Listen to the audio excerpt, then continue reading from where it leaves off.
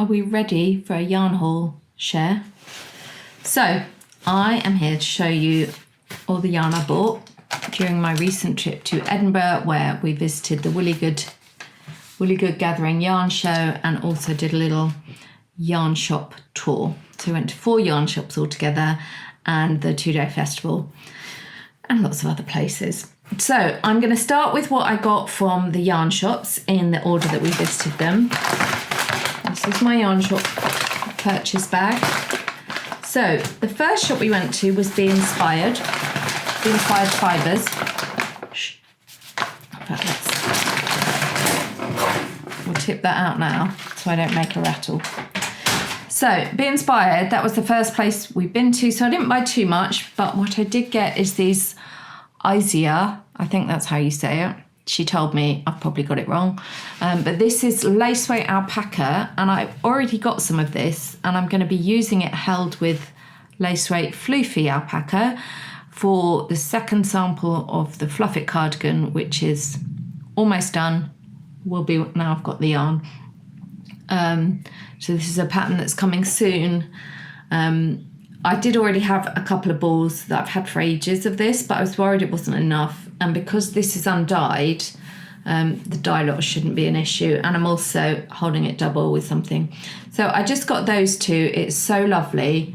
It's soft. It's got a bit of a halo, but it's not brushed alpaca.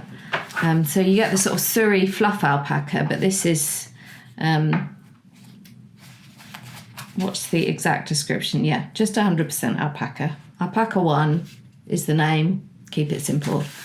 Love that.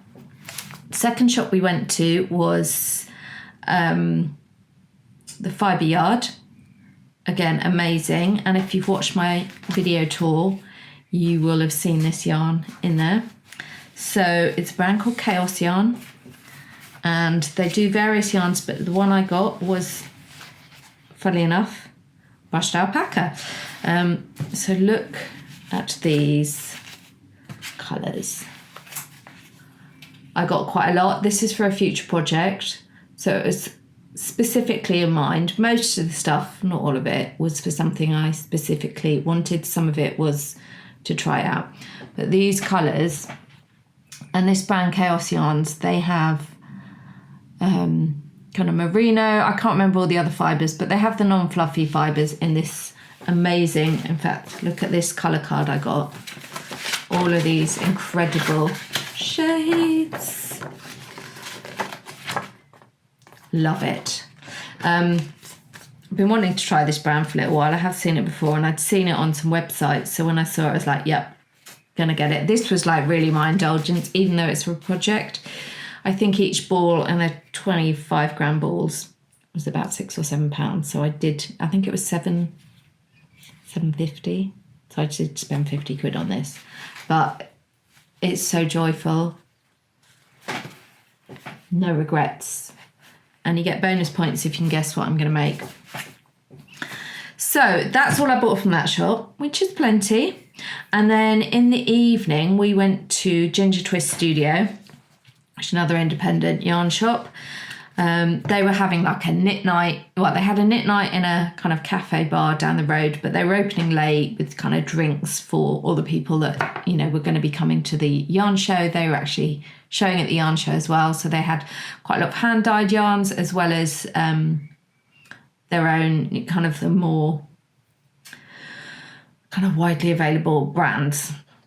So I bought this because who doesn't need a tape measure that's also a yarn ball? I couldn't resist. And then I only bought one skein of yarn, and it was this Kinross 4-ply, which I really wanted to try. And weirdly, I'm on the mailing list for various yarn shops, and there was one, I think it was Wild and Woolly, who I got an email from just yesterday. So after I'd got home, and it was talking all about, she'd been up to the yarn show as well, but it was talking all about this Kinross 4-ply and how this is like locally Scottish sort of spun yarn. I'm going to tell you what it says on the label. It says, "We Country Yarns, 100% wool, hand wash early, spun in Scotland by Todd and Duncan." and it's a 4-ply, so it's 205 meters per 50 grams. So that's quite standard. And this is just shade is navy. Super fine lamb's wool, but it's for like lamb's wool. And this went for a lot of the yarn I came across in Scotland. I have like childhood 80s memories of wearing itchy scratchy jumpers. This is not itchy scratchy. I think wool and the way it's processed has come a long way.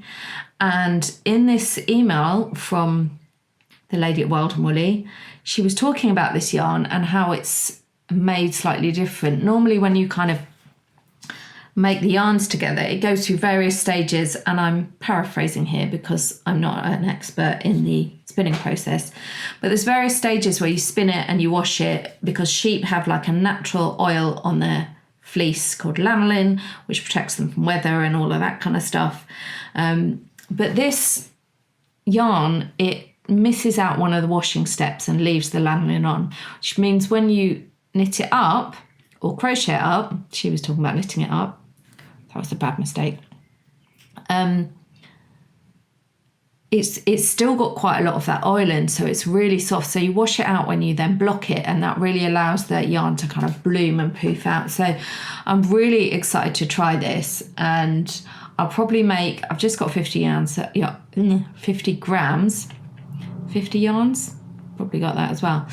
I'll probably make something small, like a little, neckerchief shawl. I might make my frivolity shawl, actually do it in a really simple,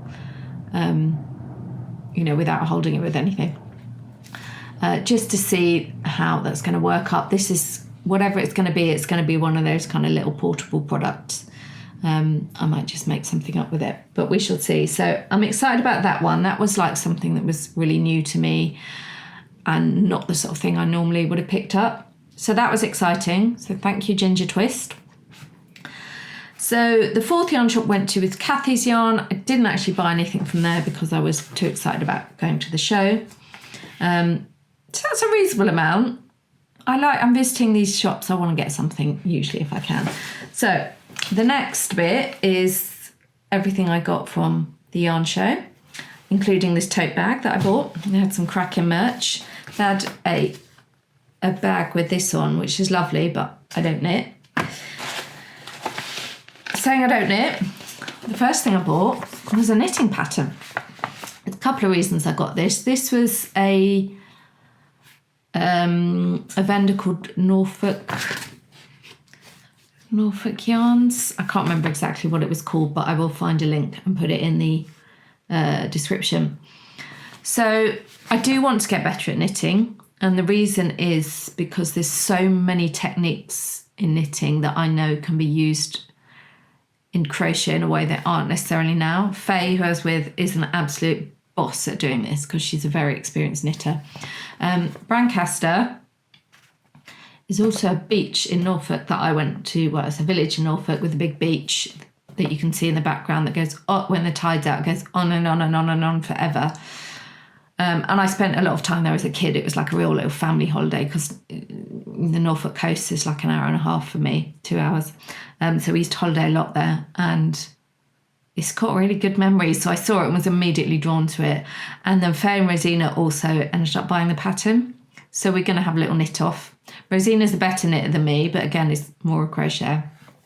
In case you haven't seen the studio session where I talk about the kind of whole weekend, that's Faye from Faye DH Designs and Rosina from Zines and Roger, both crochet designers that I spent the time with. So this also looks like it'll be a great stash buster product. I think it's pretty simple, but it will give me a few techniques like changing colours looking at it. So I spoke about that much longer than I meant to, but love it. That's going to be a little summer holiday activity, I think. Then the next thing I bought, look at it. This is knotted by Nish, and I've bought yarn from her before. And this time I didn't mess about because this is her brushed merino. So this is brushed merino lace, 100 grams is 600 meters. And it's 80% superwash merino and 20% nylon.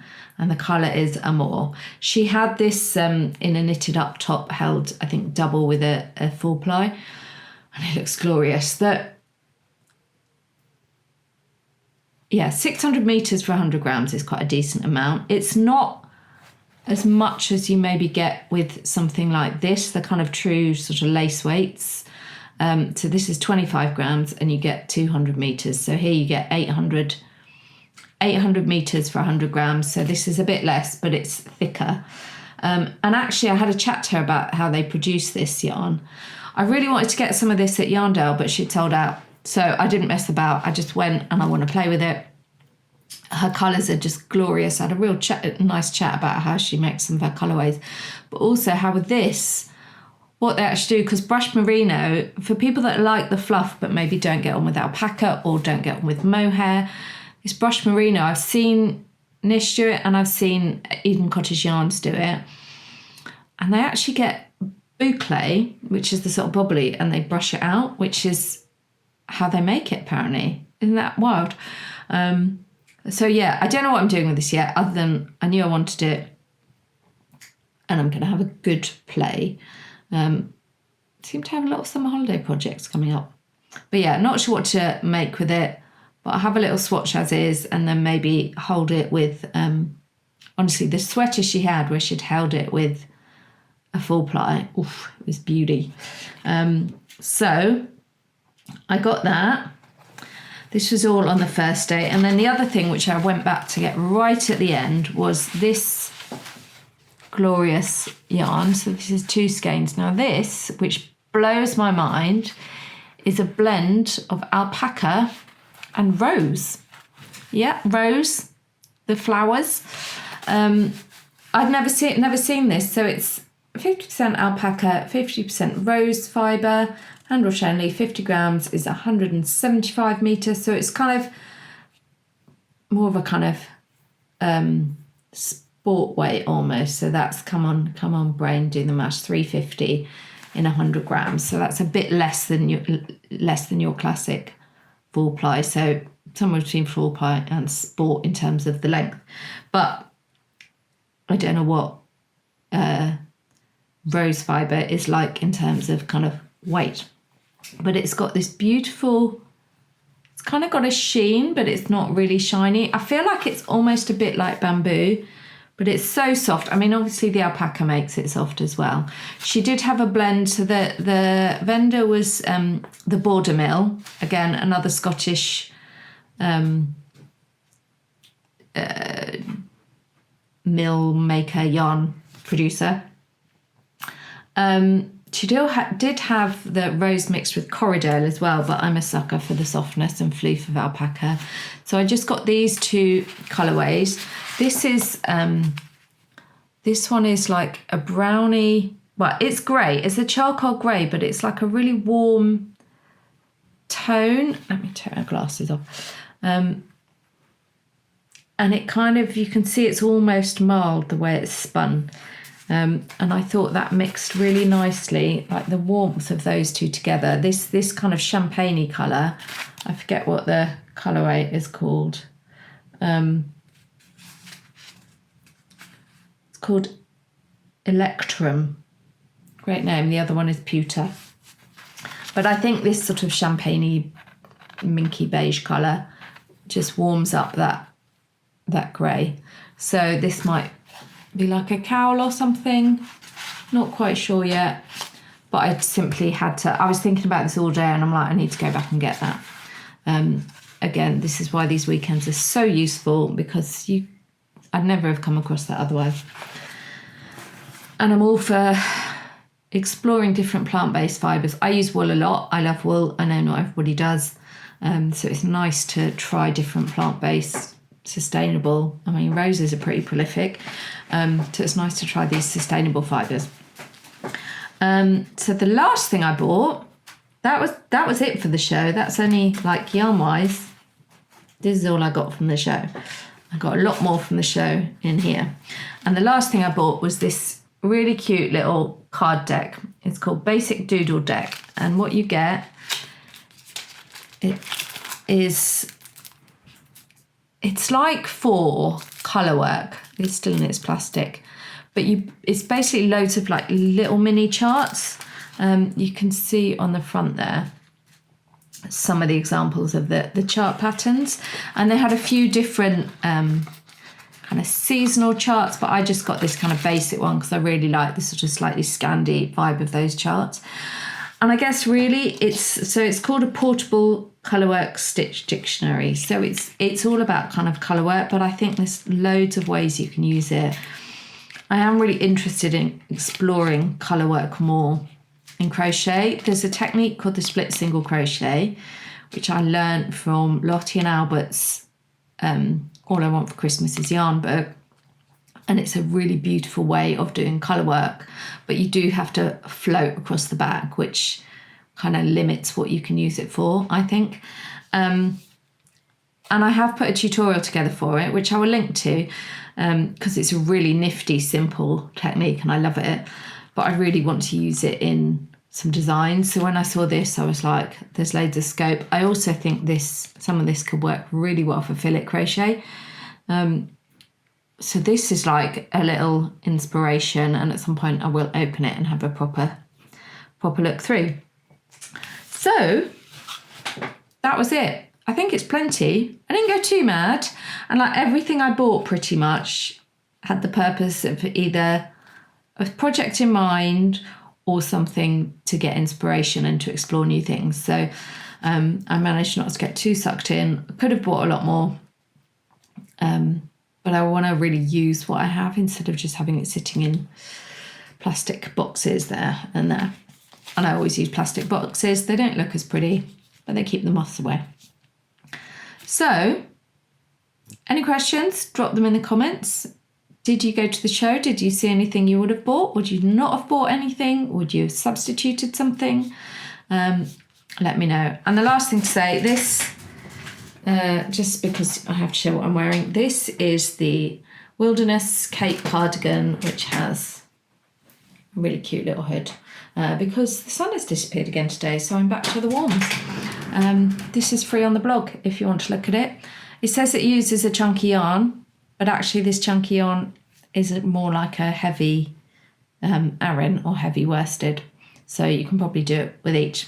Anyway, with that, I shall see you for the next studio session. This was just a little bonus content in betweeny. I've also got a blog post. I keep doing this. Oh, and just one other thing, like Columbo. I've also got a blog post all about the weekend, including more details about what I bought. I will put the links below, but do check out the blog post, which will have photos and close-ups and all that stuff. So yeah, whoops. See you next time. Bye.